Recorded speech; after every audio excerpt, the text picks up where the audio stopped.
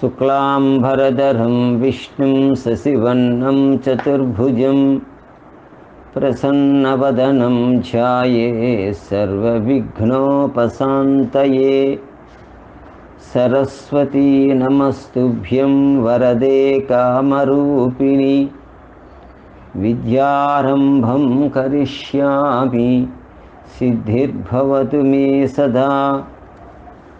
अखण्डमण्डलाकारं व्याप्तं येन चराचरं तत्पदं दर्शितं येन तस्मै श्रीगुरवे नमः। ज्ञानानन्दमयं देवं निर्मलस्फटिकाकृतिम् आधारं सर्वविद्यानां हयग्रीवमुपास्महे। पूजन्तं राम रामेति मधुरं मधुराक्षरम् आरुह्य कविताशाखां वन्दे वाल्मीकिकोकिलम्। आपदामपहर्तारं दातारं सर्वसम्पदां लोकाभिरामं श्रीरामं भूयो भूयो नमाम्यहम्। रामाय रामभद्राय रामचन्द्राय वेधसे रघुनाथाय नाथाय सीताय पतये नमः। अंजनानन्दं वीरं जानकी शोकनाशनं कपीसमक्षहन्तारं वन्दे लङ्काभयङ्करं। यत्र यत्र रघुनाथकीर्तनं तत्र तत्र कृतमस्तकाञ्जलिं बाष्पवारि परिपूर्णलोचनं मारुतिं नमत राक्षसान्तकम्।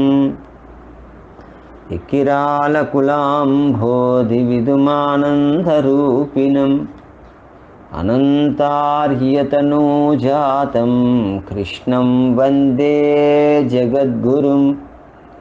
श्रीकृष्णमाचार्यमनन्तपुत्रं सस्साधुमित्रं करुणार्द्रनेत्रं गुरुं गुरूणां पितरं पितॄणाम् अनन्यशेषशरणं प्रपद्ये। శ్రీ గురుభ్యో నమః. సభా సరస్వతికి నమస్కారం. శ్రీమద్ రామాయణ ప్రవచనంలో భాగంగా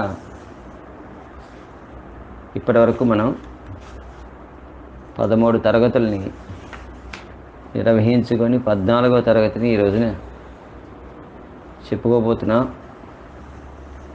అయోధ్యకాండ నడుస్తోంది. అయోధ్యకాండలో భరతుడు అయోధ్యకు వస్తాడు. అప్పటికే జరగాల్సిన ఘోరం జరిగిపోతుంది. దశరథ మహారాజు చనిపోతాడు. అతన్ని తైలద్రోణంలో ఉంచి వశిష్ఠ మహర్షి భరతుడు కౌరింపించారనేటువంటి విషయం మీకు ఇదివరకు చెప్పాను. భరతుడు తిరిగి వచ్చిన తర్వాత మేనమామ ఇంటి దగ్గర నుంచి అతడు అక్కడ ఉండేటువంటి అయోధ్యలో జరుగుతున్నటువంటి ఆ పరిణామాలన్నీ కూడా ఆకలింపు చేసుకుని జీర్ణించుకోలేకపోతాడు. తన తల్లి మీద విపరీతమైనటువంటి కోపం వస్తుంది. ఆమెను పరిపరి విధాలుగా నిందిస్తాడు. కౌసల్యాదేవి సమక్షంలో భరతుడు రాముడిని అరణ్యవాసానికి పంపించడానికి తన ప్రమేయం ఏదీ లేదని, తాను నిర్దోషిని అనేక విధాలుగా ఆమె ఆమె ముందర అతను తన గోడిని, తన బాధని వ్యక్తపరుచుకుంటాడు. నేను నిర్దోషినమ్మా, నాకేం తెలియదు, నాకు ఏ కుసాన కూడా రాజ్యకాంక్ష అది లేదు, నాకు రాముడే ప్రభువుగా కావాలనేటువంటి భావనే ఉంది. నా తల్లికి ఈ రకమైనటువంటి ఆలోచన ఎందుకు కలిగిందో, ఇలాంటి దుర్మార్గమైనటువంటి కోరిక ఎందుకు కోరిందో అసలు నాకు ఏమాత్రం మింగురి పడడం లేదు. అలాగా అనేక విధంగా అతను తన నిర్దోషత్వాన్ని ప్రకటించుకుంటూ ఇంతటికీ తన తల్లి తాను కారణమయ్యారనేటువంటి భావన అతను బాగా దుఃఖాక్రాంతుని చేస్తుంది. పైగా తండ్రి చనిపోయేటటువంటి భావం, ఓ దుఃఖం. ఋషుల తాలూకా మంత్రుల తాలూకా ప్రోద్బలంతో తండ్రి తాలూకా అంత్యక్రియల్ని భక్తి శ్రద్ధలతో భరతుడు నిర్వర్తిస్తాడు. తర్వాత భరతుడిని శత్రుఘ్నుడు మందరని శిక్షిద్దాం అనుకుంటాడు, కానీ భరతుడు అంగీకరించడు. మంత్రులు మొన్నగ వారందరూ కూడా రాజ్యాధికారాన్ని చేపట్టమని భరతుని ప్రార్థిస్తారు. భరతుడు నిష్కర్షగా చెప్తాడు నిర్బంధంగా, ఈ రాజ్యానికి శ్రీరాముడి ప్రభువు, నేను కాదు. ఇంకా చేసేది లేక ఇంక మరి కర్తవ్యం ఏంటని వాళ్ళందరూ కూడా అనుకుంటారు. భరతుడు ఒక ఆదేశం చేస్తాడు, మనందరం కూడా వెళ్ళి రాముడిని తిరిగి అయోధ్యకి తీసుకురావడమే మన కర్తవ్యం. అందరం కూడా పరిపరి విధాల రాముడికి నచ్చజెప్పడానికి ప్రయత్నం చేద్దాం, రాముడిని ఎలాగైనా ఇక్కడ తీసుకొద్దాం అని నిర్ణయానికి వస్తారు. రాముని అయోధ్యకి తీసుకురావడానికి ఒక నిర్ణయం అయిన తర్వాత ఆ ప్రయాణ సన్నాహాలకు కావలసినటువంటి ఏర్పాట్లన్నీ కూడా వాళ్ళు చేస్తారు. అంచేత ఇలా దారికడల్లా ఇంత సైన్యానికి భోజనాది ఏర్పాట్లు, అలాగే మంత్రులు, సేనానాయకులు, అంతఃపుర కాంతలు అందరూ బయలుదేరుతున్నారు కనుక గురువులు వాళ్ళకి మార్గమధ్యంలో కావలసినటువంటి విడుదలు ఏర్పాట్లన్నీ కూడా చేసుకుంటా అన్నీ బాగా ఏర్పాటు అయ్యాయని తెలుసుకున్నాక వీళ్ళు మొత్తం రాముడిని ఎలాగే తీసుకువద్దాం అనేటువంటి ఉద్దేశంతో రాముని రప్పించడం కోసం, అంటే రాముడిని తోడుకొని తీసుకొద్దాం రప్పించడం, వాళ్ళందరూ బయలుదేరి వెళతారు. ముందర వాళ్ళ గంగా తీరంలో ఉండేటువంటి శృంగిబేరపురానికి వెళతారు. అక్కడ అంటే మర్చిపోయారు ఈ 2 నెలల్లో అనుకుని ఇవన్నీ వెనక్కి వెళ్ళి చేస్తున్నాను అనమాట. కథ ఎంతవరకు వచ్చామంటే ఇది జరిగింది కదే, అందుకే సింపుల్గా చెప్తున్నా. అక్కడ గుహుడు ఉంటాడు. భరతుడు ససైన్యంగా రావడం చూసి ఆయనకి ఈయన ఎందుకు వస్తున్నాడు ఇప్పుడు, ఇంకా రాముడికి ఏమైనా అపకారం చేయాలని వస్తున్నాడా అని భావించి అది తెలుసుకుందాం వచ్చిన తర్వాత అని, ఒకవేళ రాముడికి అపకారం చేద్దామని అనుకుంటే ఈ భరతుడు వాళ్ళు ఉండేటువంటి ఆ పడవని ఎలాగో వీళ్ళు గంగానది తీరం దాటాలి, గంగను దాటితే కానీ వెళ్ళడానికి అవ్వదు, అందుకోసం ముంచేద్దాం, లేని పక్షంలో సహకరిద్దామని వాళ్ళు నిర్ణయం చేసుకుంటారు. భరతుడు వస్తాడు, గుహుడిని కలుసుకుంటారు. గుహుడు ఎదురేగి భరతుడికి ఆహ్వానిస్తాడు. రాజుగారని అనేక విధాలుగా అతడు భరతుడిని కొనియాడుతూ ఉంటే భరతుడు సిగ్గుతో తన వల్ల రాముడికి ఏ రకమైనటువంటి ప్రతివారు తిరిగి వెళ్ళి పాపం భరతుడు ఏడుస్తూ ఉంటాడు, నా వల్ల తప్పు కాదని. తన నిర్దోషత్వాన్ని చెప్పేసరికి నేనైతే ఇంత సైన్యంతో ఎందుకు వస్తున్నావు అని అడిగాడు. అంటే మరి మొత్తం అందరూ కదిలి వెళ్తే ఎవరి మాట రాముడు వింటాడు అనేటువంటి భావంతో మేమందరం వచ్చాం, అంతేగాని మాకు ఏ దురుద్దేశ్యం లేదు అని చెప్తా. ఎప్పుడైతే ఇంకా జరిగిన కథ ఏంటి, రాముడు ఏంటి ఇక్కడ చేశాడు, ఎలా ఉన్నారు వాళ్ళు అనేసరికి ఇగో ఇక్కడ ఈ చెట్టు కింద పడుకున్నాడు, ఇక్కడే ఆకులు పరుచుకున్నారు, ఇక్కడే జుత్తుకేమో మర్రిపాలు తగిలించుకున్నాడు, జటలు వేసుకున్నాడు. మేము ఎంత విందు భోజనం మంచి చక్కని భోజనం పెడదామనుకున్నా కూడా తినకుండా కందమూలాలు అవి కూడా తిని వాళ్ళు ఇక్కడే కాలక్షేపం చేశారు అనేసరికి ఆ రాముడు తనకు సౌకుమార్యాన్ని అంతకన్నా మించి సీతమ్మ తల్లి అస్సలు అప్పుడు కష్టం అంటే తెలియదు, ఆమె తాలూకా పరిస్థితిని, లక్ష్మణుడు తాలూకా త్యాగాన్ని ఇవన్నీ గుర్తు తెచ్చుకుని భరతుడు అరే వాళ్ళకున్నంత భక్తి నాకు వాళ్ళలాగా నేను రాముడికి ఏమీ చేయలేకపోయాను, రాముడిని అనుసరించలేకపోయాను, అసలు లక్ష్మణుడు తన జన్మే జన్మ అన్నట్టుగా అనుకుంటాడు. మొత్తం మీద వీళ్ళందరూ కూడా గుహుడి తల సహాయంతో గంగానది దాటి పెడతారు. అలాగా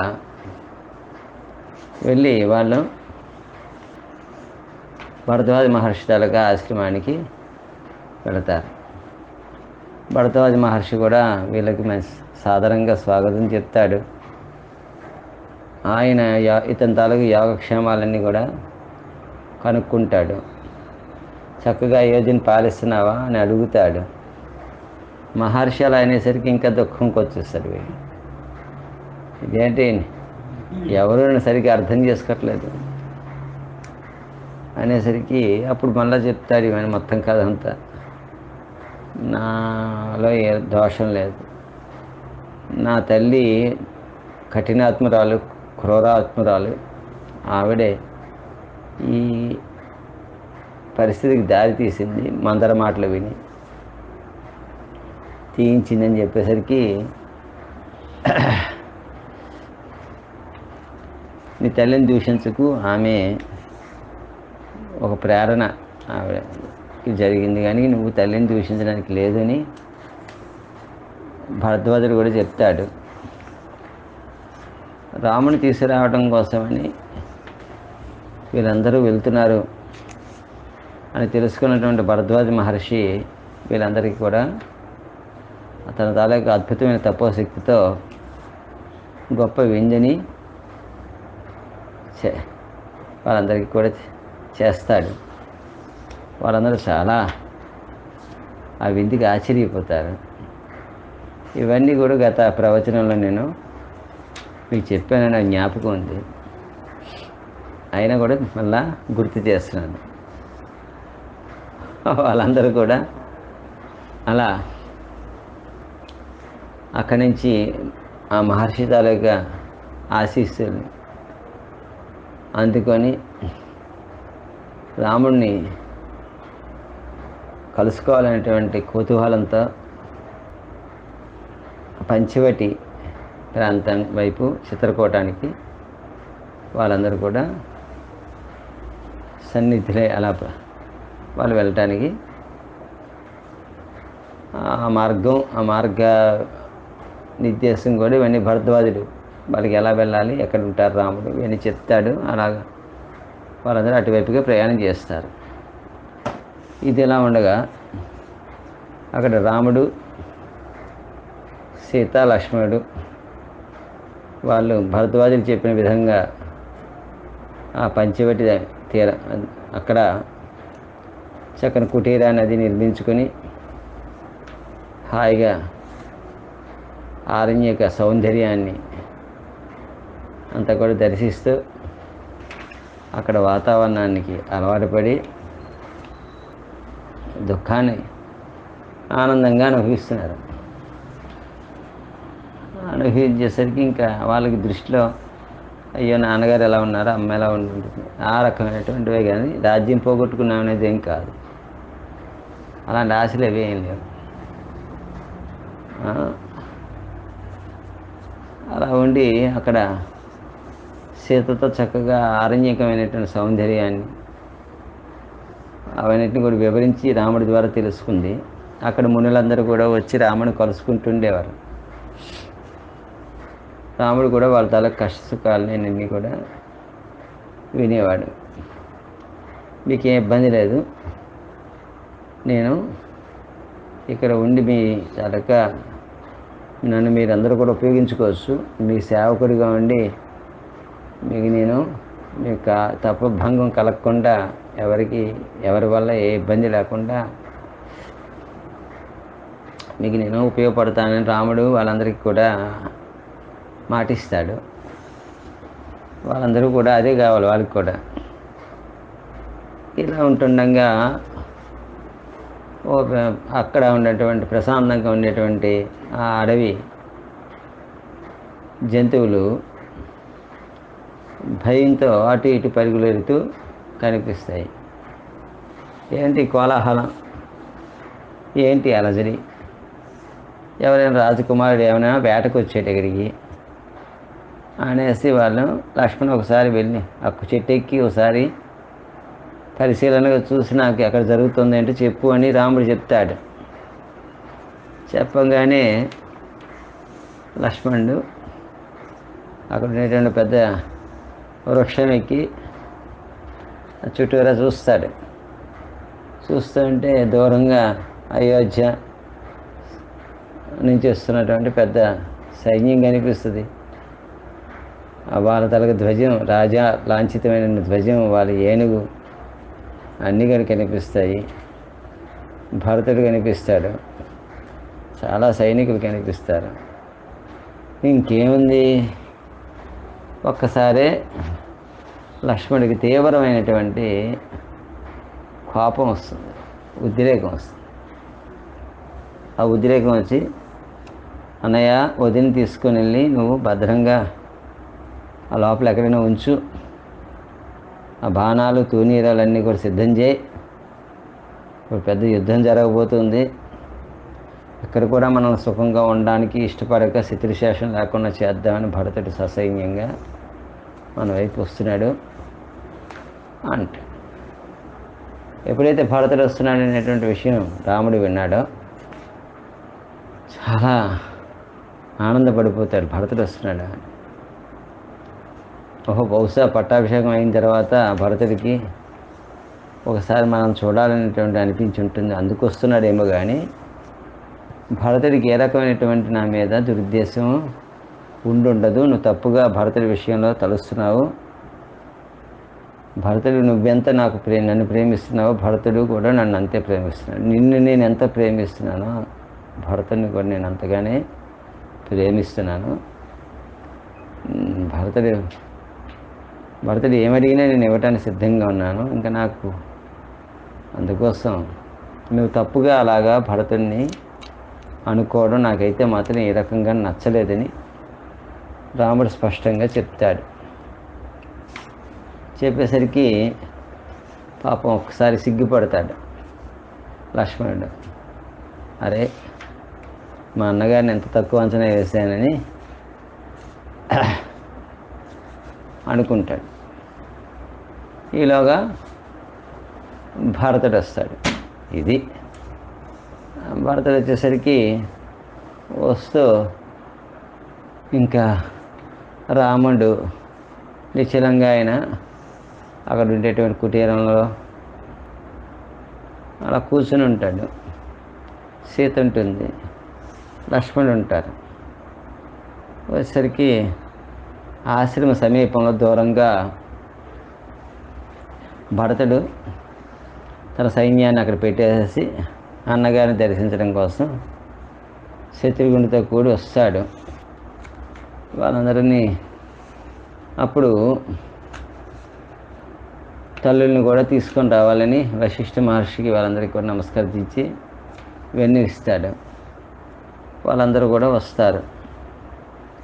వచ్చి భరద్వాజ మహర్షి సూచించినటువంటి ఆ ప్రదేశాన్ని చేరుకుంటారు. భరతుడు కనబడగానే భరతుడిని చాలా ప్రేమగా సాధారణంగా రాముడు ఆహ్వానిస్తాడు. ఇంకా చక్కగా ఈ రాముని చూడగానే భరతుడి ఆహ్వానించే సభలో చక్కగా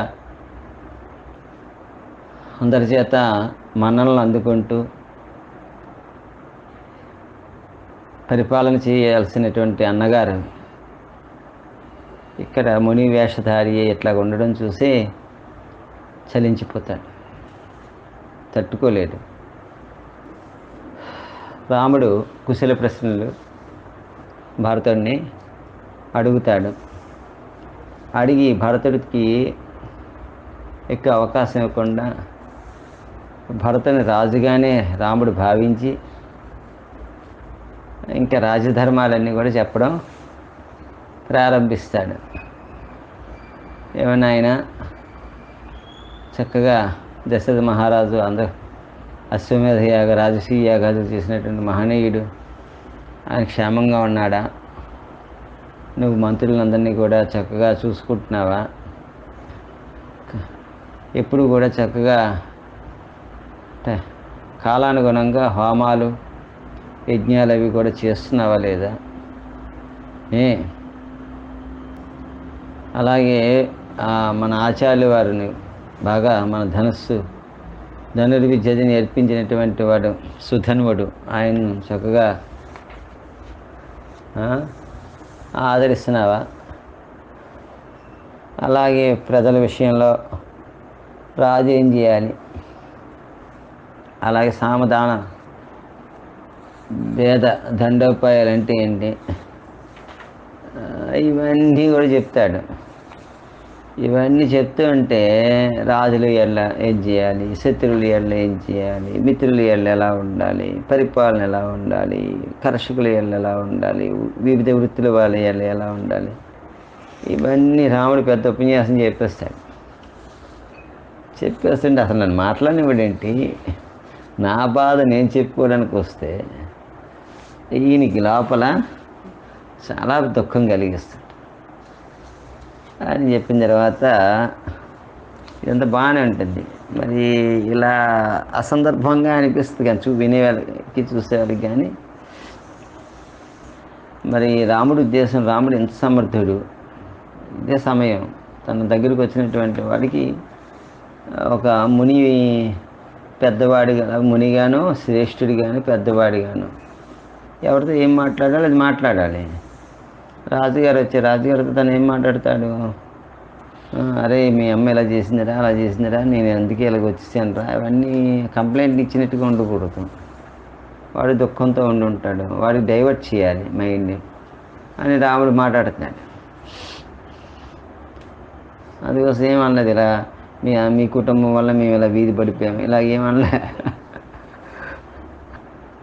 అది అప్పుడు భరతుడు మాట్లాడుతూ దశరథ మహారాజు స్వర్గస్థుడయ్యాడని చెప్తాడు. అంచేత నేను ఆయనకి వీళ్ళందరూ చెప్పడం వల్ల ఆయన అంత్యక్రియలన్నీ కూడా చేసి అయోధ్యాధికారాన్ని నువ్వు చేపట్టమని నిన్ను ప్రాధేయపడడం కోసమని నేను వచ్చాను అని చెప్తాడు.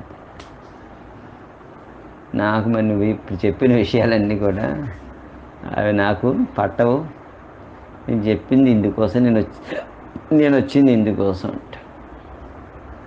ఇక రాముడు వంతు తండ్రి మరణించాడని తెలిసింది కదా, తీవ్రమైన దుఃఖానికి గురై విలపిస్తాడు.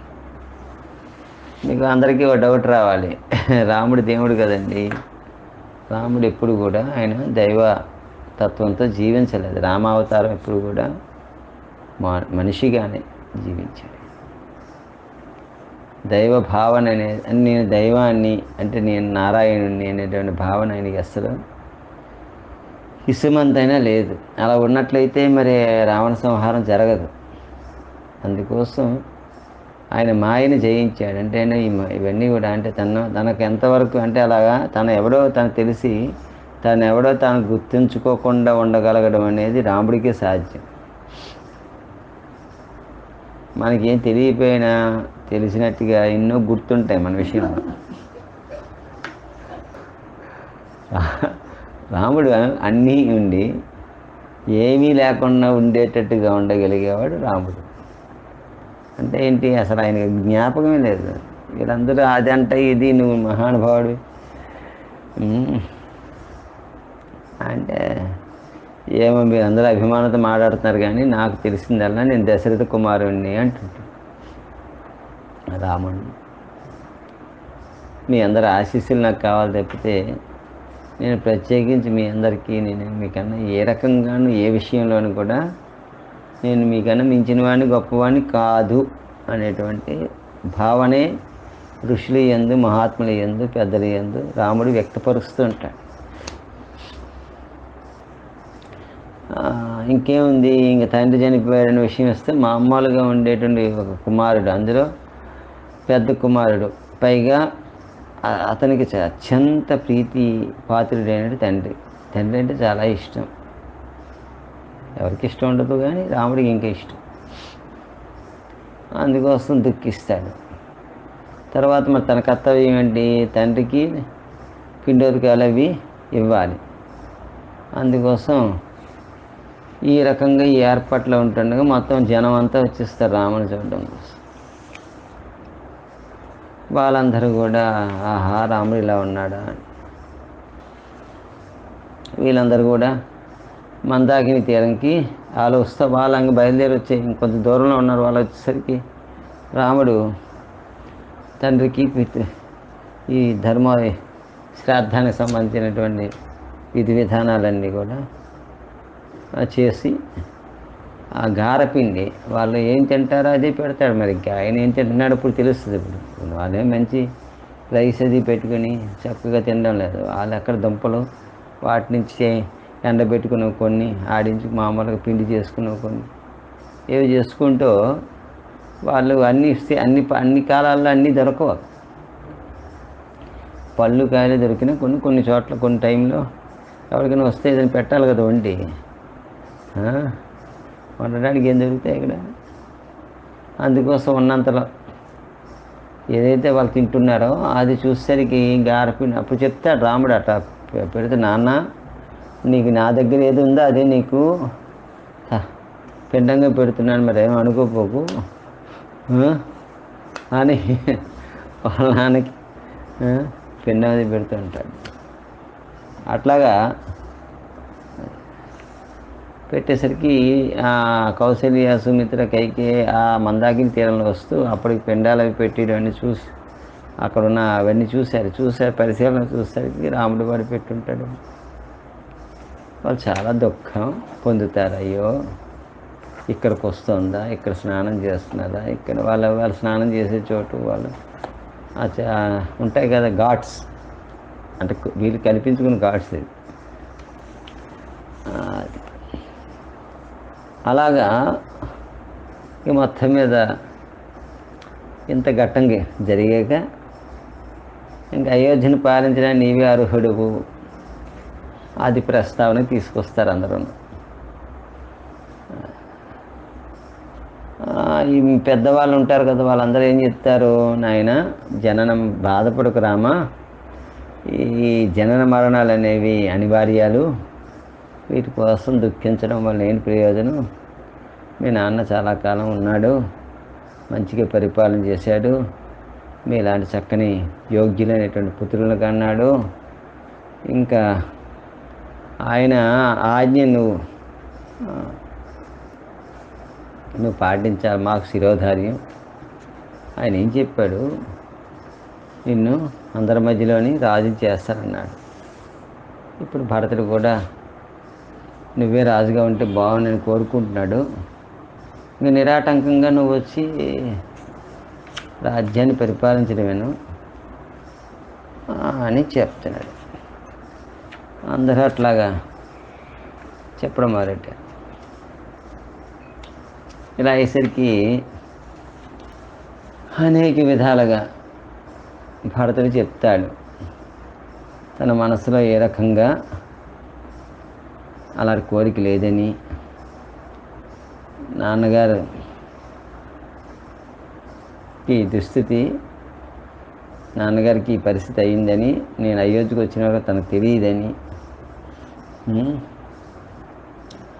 ఏదైనా కూడా తన వల్ల, తన తల్లి వల్ల ఈ పొరపాటు జరిగిపోయింది కనుక నేను పుత్రుడిగా నా పొరపాటుని సరిదిద్దుకోవాలి కనుక నువ్వే ఉత్తముడివి, పెద్దవాడివి, జ్యేష్ఠుడివి, శ్రేష్ఠుడివి, రాజ్యార్హత కలిగిన వాడివి. మన వంశంలోని పూర్వం కూడా అందరి చక్రవర్తుల విషయాల్లో కూడా పెద్దవాడే రాజుగానే పరిపాలన చేశాడు.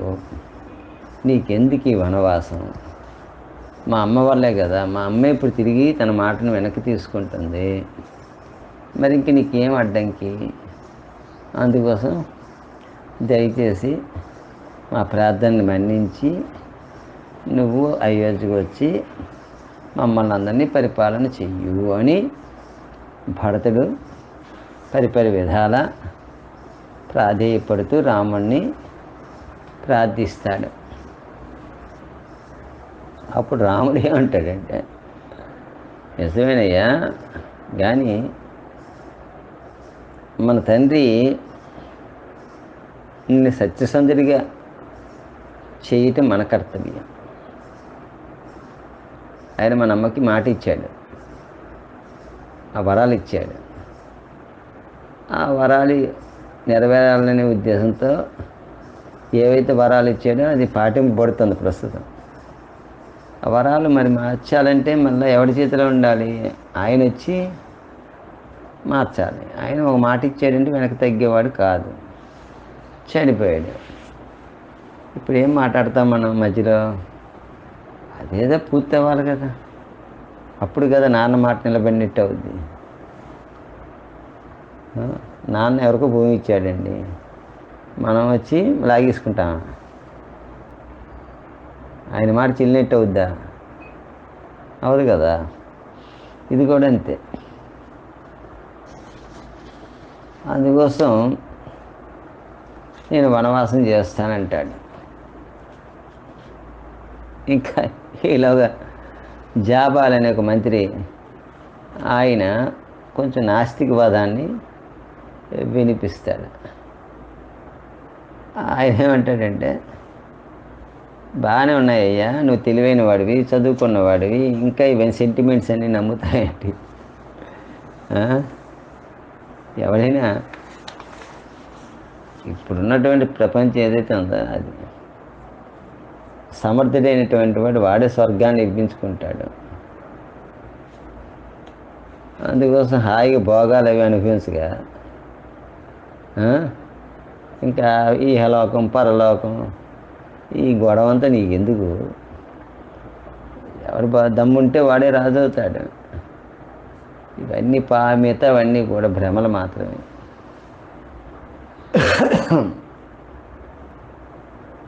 అందుకోసం ఇవన్నీ కూడా ఈ దేవతలు ఆరాధించడం, దానాలు చేయించుకోవడం, యజ్ఞాలు నిర్వర్తించుకోవడం, తపస్సులు ఆచరించడం, ఇల్లు వాకిలు అది సన్యాసం స్వీకరించడం, ఇవన్నీ ఒకటి దగ్గర ఒకటి కొట్టేయడానికి తీసే ప్లాన్స్ తెప్పించి మనందరినీ అలా మోటివేట్ చేసి వాళ్ళు బ్రతికేస్తున్నారు. అందుకోసం ఇవేమి మనకి ఎట్టి పరిస్థితులు ఇలాంటి వాడు ఇవన్నీ కూడా ఇహమేంటి పరమేంటి గోళేంటి గోళ. అందుకోసం రాజ్యం వీరభోజ్యం శుభ్రంగా చేతికి అందింది హాయిగా ఉంటూ ఉన్నన్నాళ్ళు పరిపాలించుకుంటూ హ్యాపీగా ఉండడం మానేసేసి అలా మా నాన్న మాట అలా పుణ్యం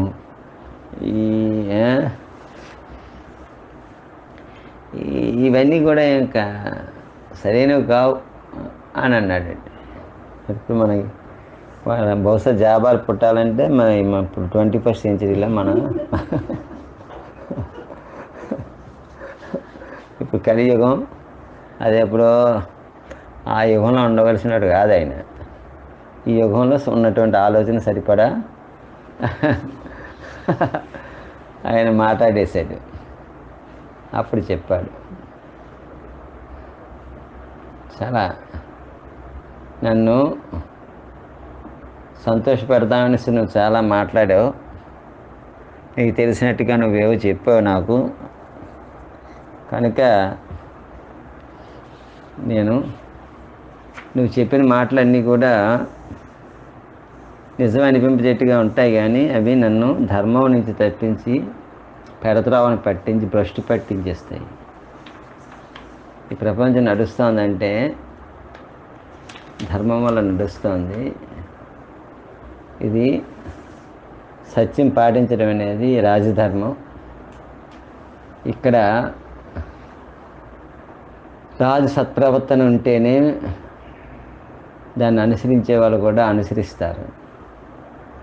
ఎవడికి తోచింది వాడికి ధర్మం నిర్ధారణ చేసుకుంటే ఇంకా ఎవరిని ఏ రకంగా నువ్వు అదుపు చేసుకునే పరిస్థితి లేదు, పరిపాలించే పరిస్థితి లేదు, ఇవన్నీ లేదు. అందుకోసం సత్యం అనేది ఒకటి ఉంది, అయ్యే పద్ధతి ఒకటి ఉంది. ఎవరు దొరికింది అది తినేయండి అంటే అది మిగతా అది మనుషుల ధర్మం ఎలా అవుతుంది? సంపదలన్నీ కూడా ఎవరు బలం ఉంటే వాడు ఎవరి ఇంట్లోనే వాడు తెచ్చు, ఇంకేముంది, ఇంకా వ్యవస్థ ఏముంది, అస్తవ్యస్తంగా ఉంటుంది. ఎవడు తోచినట్టుగా వాడు చేస్తే అది ఎలా కుదురుతుంది? అందుచేత లోకము సత్యము, లోకంలో సత్యం అనేది భగవత్ స్వరూపం అని చెప్తారు రాముడు. ఈ సంపదలన్నీ కూడా సత్యం మీదే ఆధారపడి ఉన్నది. సత్యాన్నాస్తి పరం పదం అంటాడు. సత్యమేవేశ్వరోలోకే సత్యం పద్మాశ్రిత సదా సత్యమూలాని సర్వాణి సత్యాన్నాస్తి పరం పదం అంటాడు. ఇది రాముడు చెప్పేది. అంటే లోకంలో సత్యమే భగవత్స్వరూపం. సంపదలన్నీ సత్యం మీద ఆధారపడి ఉన్నాయి. అన్నిటికీ సత్యమే మూలం. సత్యం కంటే శ్రేష్టమైంది మరొకటి లేదు అని చెప్తాడు. నేను సత్యాన్ని కట్టుబడి ఉన్నాను.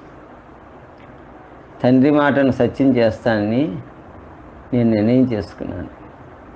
అలా సత్య ప్రమాణంగా జీవిద్దామని నేను అనుకున్నాను. కనుక నేను తండ్రి మాటను నేను జవదాటను చెప్పాడు. అంచేత ఈ రకంగా సత్య మార్గంలో నేను వెళదాం అనుకుంటున్నాను. తాను చేస్తున్నది మంచో చెడో తన మనసులో ప్రతివాడు ఇది పాపమా పుణ్యమా మంచా చెడా అని నిశ్చయం చేసుకోవాలి. అంతేగాని తోచినట్టుగా చేయటం అనేది అది కరెక్ట్ కాదు. ఓ జాబాలి, నీవు మంచి బాగా తెలివిగా చాలా విషయాలని చెప్పావు. నాకు అది చూడడానికి శ్రేష్టంగా అనిపిస్తుంది, కానీ నా కోసమే చెప్పావు, కానీ దాన్ని నేను అంగీకరించటం లేదు అన్నాడు. నా తండ్రి ఎదుట నేను చేసినటువంటి ప్రతిజ్ఞ తిరిగిలేంది.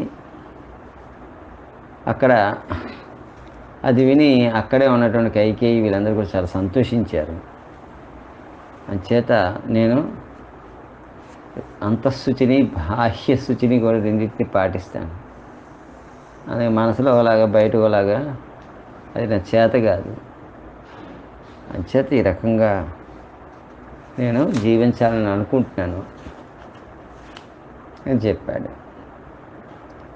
అందుకోసం నీవు వేద విరుద్ధమైనటువంటి మార్గం అవలంబించి నాకు ఈ రకమైనటువంటి చార్వాక మత ప్రచారం చేస్తున్నావు, నాస్తికుల్లా మాట్లాడుతున్నావు.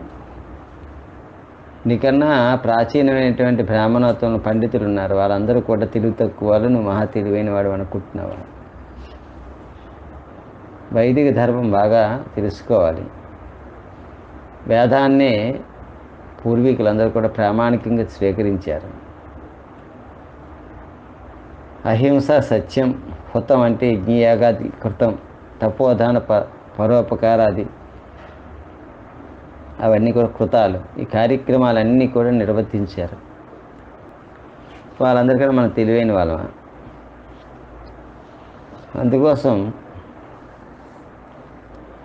నేను నాస్తిక వచనాలు అంగీకరించను అని చెప్పాడు. చెప్పేసరికి రాముడు క్రుద్ధుడైపోవడం, కోపం వస్తుంది రాముడికి అని తెలిసి జాబాలి మహాత్మా నిన్ను ఈ డైమెన్షన్లో నిన్ను ఒప్పించి ఇలాగైనా వస్తావు కదా అని, అంతేగాని మా ఉద్దేశం అది కాదు, నీకు తెలియని ధర్మాలు నేను చెప్తున్నాను అలాగ అనుకోపోవు అని ఆయన కూడా చాలా విషయాలు చెప్తాడు. ఇక చాలా వశిష్ఠుడు అయోధ్యకు తిరిగి రమ్మని చెప్తాడు. అప్పుడు రాముడు అంటాడు, అయ్యా మీరు నా గురువుగారి తండ్రి ఎంతటి వారు, మీ మాట పాటించాలి. కానీ ఒక తండ్రికి ఆల్రెడీ నేను మాట ఇచ్చున్నాను, అది అయిన తర్వాత కదా మీ మాట పాటించాలి. ఆ మాట పాటించాల్సినది ఇంకోటి ఉంటుండగా మీ మాట నేను పాటించలేని చెప్తాను. అంటే పెద్దల్ని అగౌరవం లేకుండా సున్నితంగా రాముడికి తిరిగి, రాముడు ఎదుట అమ్మ నేను వీడికి చదువు చెప్పాను, వీడి నాకు చదువు చెప్పాడా అన్నట్టుగా రాముడు మాట్లాడతాడు. అది ఈ రకంగా చెప్పేసరికి అందరూ కూడా ఇంకా మిన్నకుండిపోతారు. ఇంకా భరతుడు ఇంక చేసేది లేక అప్పుడు అంటాడు, మరి నీ నిశ్చయం నీదైతే నా నిశ్చయం కూడా విను, నాకైతే నీకు ఉన్నట్టుగా నాకు ఉంటుంది కదా, నీ తమ్ముడినే కదా నేను, అందుకోసం నేను పరిపాలన రాజుగా నేను పట్టాభిషిక్తుని కాను. సో నువ్వు అంగీకరించినా అంగీకరించకపోయినా నువ్వే మాకు రాజువి. అందుకోసం నువ్వు వచ్చేంత వరకు నీ వస్తువుని నేను కాపాడడానికి అక్కడ నీ ప్రతినిధిగా ఉంటాను. దయచేసి పట్టాభిషేకం చేసుకోవాల్సినవి నీ పాదుకులే, అందుకోసం నీ పాదుకుల్ని నాకు ఇవ్వు అని ప్రార్థిస్తాను. అవి కూర్చోబెట్టి సింహాసనం మీద కూర్చోబెట్టి వాటికి ఈ నిర్ణయాధికారం కట్టబెట్టి వాటికి నేను వచ్చినటువంటి సమస్యలు నివేదించి అక్కడి నుంచి నాకేం తోస్తే అది నీ ఆజ్ఞగా భావించి మొత్తం మీద రాజ్యక్షేమాన్ని దృష్టిలో పెట్టుకొని లోకక్షేమాన్ని దృష్టిలో పెట్టుకొని నువ్వు వచ్చే వరకు ఎదురు చూస్తూ ఉంటాను అన్నాడు. అని తను తెస్తాడు. రాముడు తలగా పాదుకులు ఉన్న చెప్పులు కూడా లేకుండా పట్టుకెళ్ళిపోయాడు అని కాదు. అప్పుడు బంగారంతో తాపబడినటువంటి పాదరక్షలు, అది అయోధ్యకాండలో 112వ సర్గలో 22వ శ్లోకంలో ఉంటుంది, 21. ఇవి నీవు తొడిగి నాకు ఇచ్చేసి అంటే అవి ఇస్తాడు. రాముడు ఆ పాదుకుల్ని ఒకసారి తొడుక్కొని వెంటనే విడిచిపెట్టిస్తాడు. పిమ్మట వాటిని భరతుడు ఏం చేస్తాడంటే రాముడి ప్రణమిల్లి ఈ 14 సంవత్సరాల వరకు జటాధారినై నారచీరలను ధరించుదను, వీరుడైన రఘురామ ఫలములను కందమూలములను ఆహారంగా స్వీకరిస్తూ నీ రాకకై నిరీక్షిస్తూ నగరమునకు వెలుపలి భాగమున ఉంటాను. నువ్వు అరణ్యవాసం చేస్తే నేను బయట ఉంటాను. నువ్వు అయోధ్యని విడిచిపెట్టిన అయోధ్య నాకే. అంచేత ఈయన ఎప్పుడైనా ఫుడ్ మారితే హెడ్ మారచ్చు కదా, అందుకోసం నువ్వేం తింటున్నావో నేను అదే తింటాను, నువ్వేం చేస్తున్నావో అదే నేను చేస్తాను అని అదొక దీక్ష. అంటే నిరంతరం తన డ్రెస్సు, తన ఫుడ్డు, తన నడవడి ఇవన్నీ కూడా రాముడి తాలూకా కర్తవ్యపరాయణత, సత్యనిష్ట, ధర్మదీక్ష ఇవన్నిటినీ కూడా నిరంతరం గుర్తు చేసుకునేందుకు గాను భరతుడు తాను కూడా అదే దీక్షను స్వీకరిస్తాడు. అంటే ఒక ఆయన అంగీకరించి స్వీకరించాడు, ఇంకొక ఆయన స్వతంత్రంగా స్వీకరించాడు. అది రాముడి తాలూకా అన్నదమ్ముల తాలూకా గొప్పతనం. అలా అంటాడు. అప్పుడు రాముడు చెప్తాడు, ఓ రఘురామ, రఘువర, 14వ సంవత్సరం ముగిసిన మరునాడు నీ దర్శనము కానిచో నేను అగ్ని ప్రవేశము చేశాను. అది కూడా అంటాడు, నా ద్రక్ష్యామి యదిత్వాంతు ప్రవేక్ష్యామి హుతాసనం అంటాడు. అనేసరికి భరతుడి తాలూకా పలుకులు విని తన ఆమోదాన్ని తెలుపుతాడు. సాధారణంగా కౌగులించుకుంటాడు. పిమ్మట శత్రుఘ్నుని కూడా హక్కుని చేర్చుకుంటాడు. అనంతరం భరతుడితో ఇలా అంటాడు, ఓ రఘునందన భరత, రఘునందనదే కదా భరతుడు కూడా, అవంశం కదా ఆయనే. తల్లి కైకేయిని భద్రముగా చూసుకొని అది రాముడు అంటే ఆయన దృష్టిలో తన తమ్ముడు తాను ఒకటే. తన తల్లి తనకి కష్టాలు తెచ్చిన తల్లి కూడా ఒకటే. ప్రపంచం అంతా చదువుకోవాల్సి అంటే ఎందుకు ఇది రామాయణం అంటే అందుకు. ఎక్కడ ఆమెపై ఏమాత్రం కోపింపకము, నా మీదను సీతాదేవి మీదను ఒట్టి పెట్టుకుని ఈ మాట చెప్పుతున్నాను. అమ్మ జాతి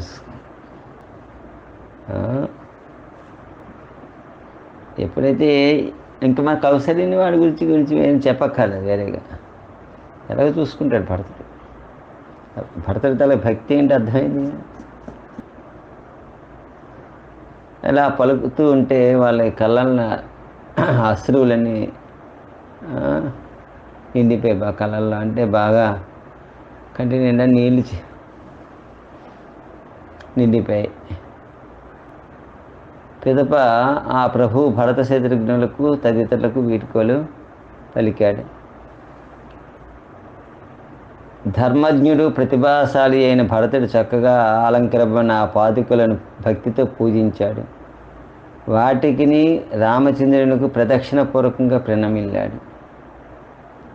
పిమ్మట ఆ పాదుకలను రాజు అధిరోహించేటి శత్రుంజయమనేటి శ్రేష్టమైన ఏనుగు తనకు అంబారిపై ఉంచాడు.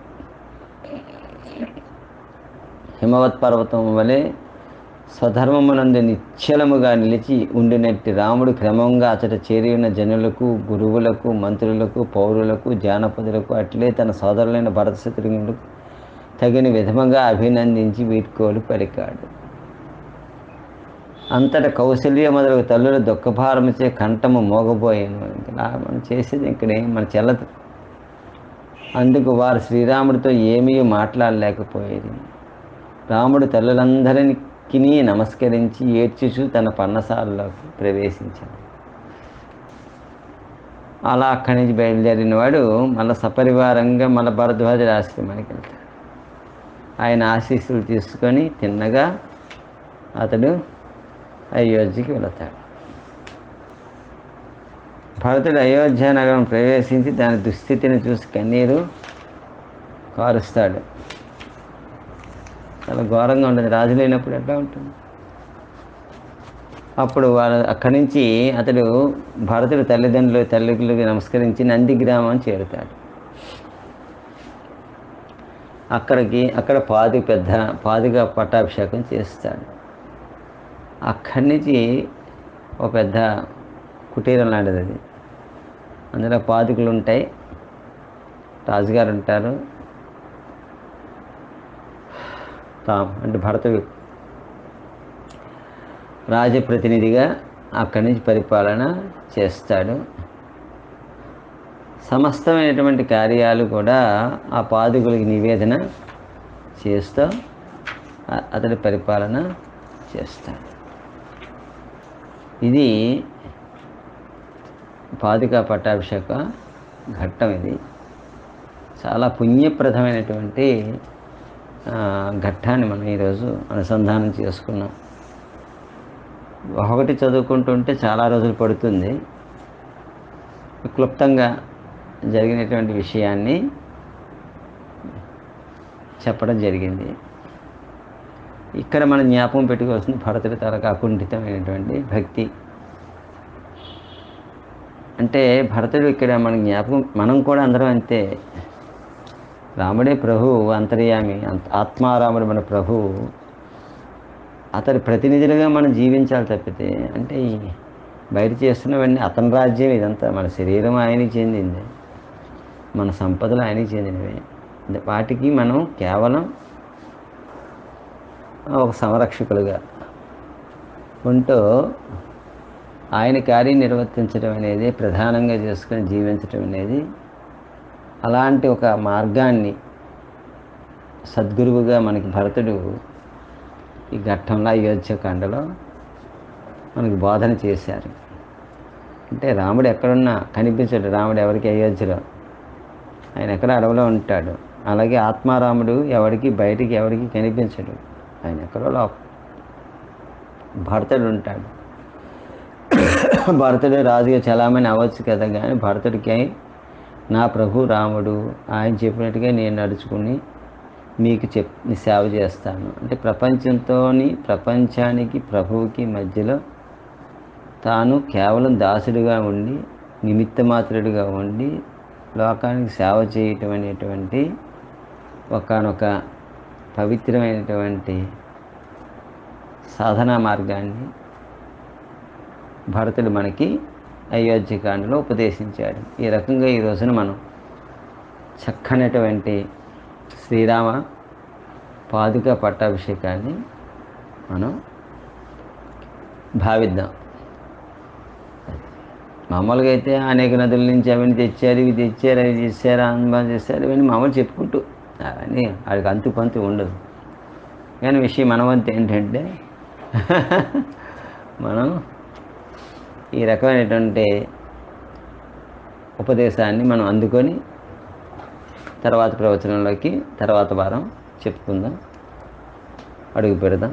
స్వస్తి ప్రజాభ్య పరిపాలయంతాం న్యాయేన మార్గేణ మహిమహీసాః గోబ్రాహ్మణేభ్యః శుభమస్తు నిత్యం. లోకాః సమస్తాః సుఖినో భవంతు. లోకాః సమస్తాః సుఖినో భవంతు. లోకాః సమస్తాః సుఖినో భవంతు. ఓం శాంతి శాంతి శాంతి.